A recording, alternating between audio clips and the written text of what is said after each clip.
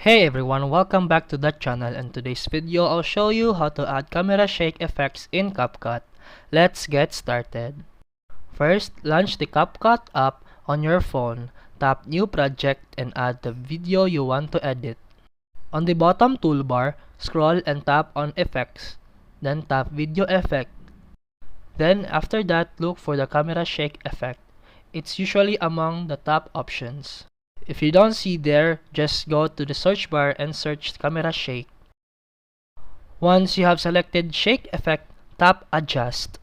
Here you can change the speed, controls how fast the shake moves. Then you can change also the range, controls how far the screen moves or shake.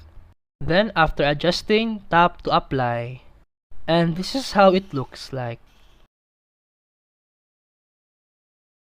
And that's it for today's video. If you found this helpful, please like and subscribe for more videos. See you in the next one.